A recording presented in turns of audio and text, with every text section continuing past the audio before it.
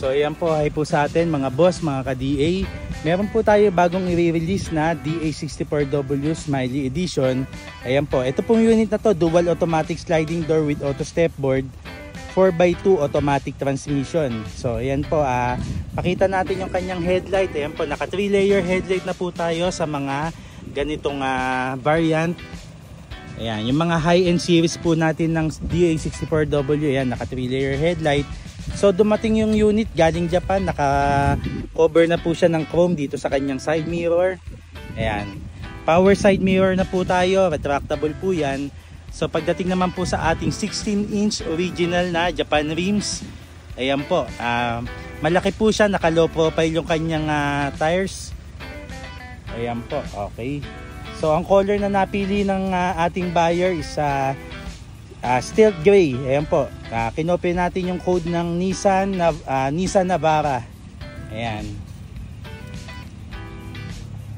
Okay, sa kanya naman tail light, ayan po, clear po pagdating kay Smiley. Ayan, naka-clear na. Ang salamin niya po sa likod, buo po yan. So basta wagon, ganyan, buo po ang kanyang salamin. Ayan po, yung kanyang plate holder po kasama na po para hindi ho na yuyupi yung ating mga plaka. Nilalagyan na rin natin ng plate holder.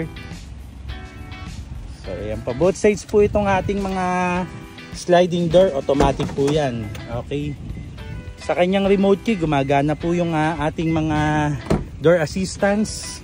So pagdating naman po sa dashboard, ganyan po, back to original tayo.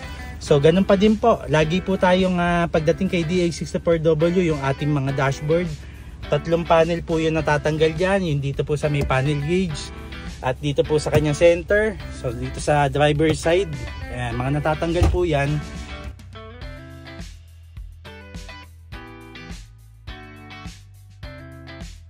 Yung ating na mga high roof, ito pa, meron tayong storage dito sa taas. Ayan, so sa mga small documents pa rin, ayan, sa mga sunglasses, ayan, pwedeng lagyan. So ito yung mga kanyang sun visor, yung kabila po, ito may salamin. Okay.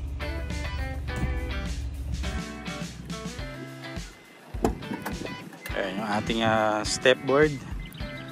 So ayan po.